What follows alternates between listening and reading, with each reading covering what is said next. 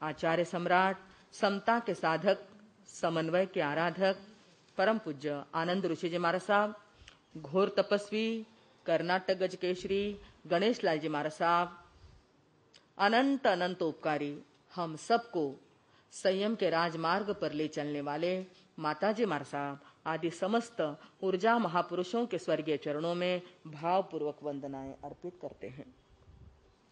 वर्तमान आचार्य, ध्यान योगी, तरुण तपस्वी पूज्य शिव मुनि जी महाराज साहब, वाणी भूषण, संस्कार भारती परम पूज्य बेन महाराज साहब, परम पूज्य अरुण प्रभा जी महाराज साहब आदि बड़ों के चरणों में सविनय वंदनाएं अर्पित करते हैं। अन्य सहयोगी, सेवाभावी, संयमी, पुण्यवान साध्वी मंडल, उपस्थित धर्म प्रेमी, धर्म जिज्ञासु भाइयों एवं सुशील बहनों, आजकल हमने प्रभु आदिनाथ की स्तोत्र पद्धति से भक्ति का अवलंबन लिया है। भक्ति मार्ग अत्यंत सरल मार्ग होता है। बाकी ज्ञान है, कर्म है, इन मार्गों में थोड़ी सी कठिनाई जरूर होती है, पर भक्ति का मार्ग सबसे ज्यादा सरल है।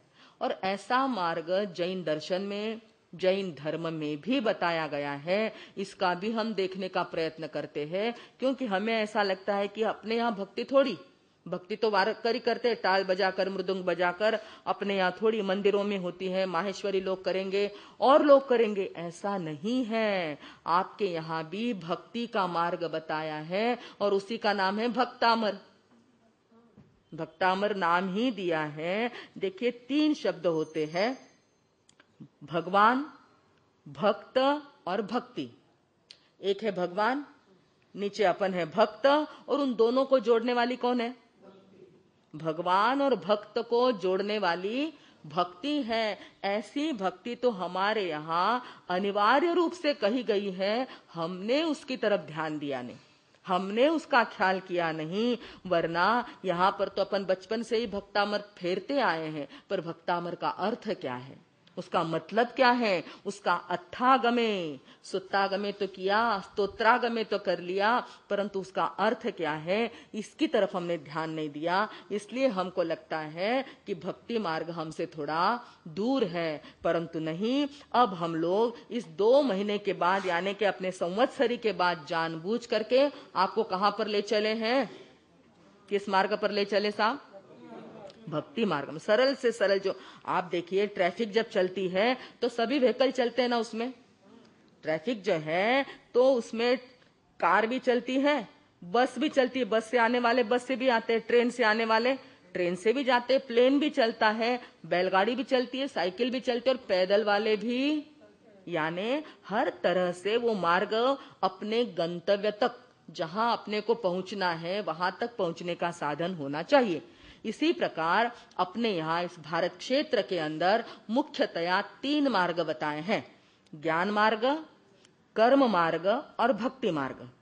ये तीनों मार्ग बड़े काम के हैं, परंतु सरल से सरल मार्ग अगर कोई है तो भक्ति मार्ग है। इसीलिए अब 18 पाप, 9 पुण्य, 6 लेशाएं, 6 दिशाएं और उसके बाद 12 भावनाएं, इन सब को हमने अध्ययन करके अपने ज्ञान रूपी चिप्स में भर लिया है।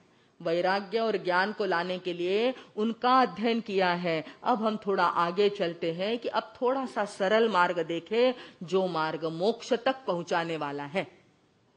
सम्यक दर्शन ज्ञान चारित्राणी मोक्ष मार्ग, मोक्ष मार्ग तक पहुंचाने वाला ये भक्ति का मार्ग हमने चुना है। क्योंकि याद रखिए भाई और बहनों, कल ही हमने देखा कि नौका हमारी कब चलेगी? नाव नदी में है, नाव आपकी नदी में है, परंतु वो कब चलेगी?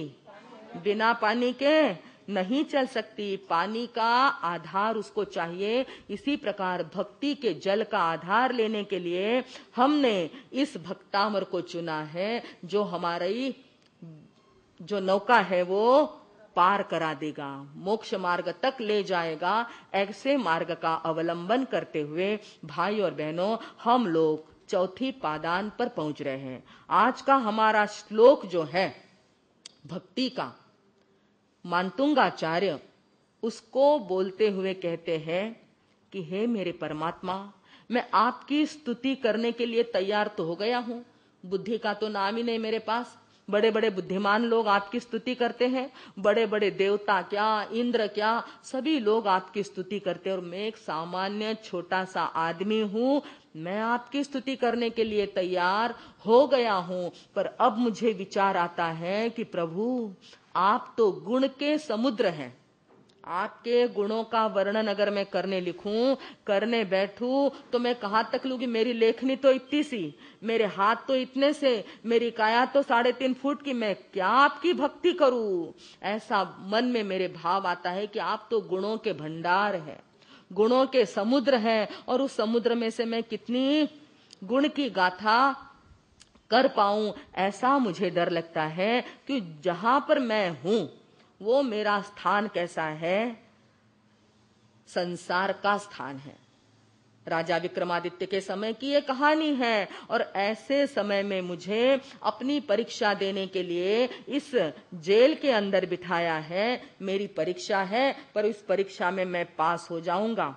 आचार्य मानतुंग को एक तरफ विचार आता है कि एक तरफ तो आप गुणों के समुद्र है, और दूसरी तरफ विचार आता है कि एक समुद्र तो ऐसा है कि जिस समुद्र के अंदर तूफान आया हुआ है।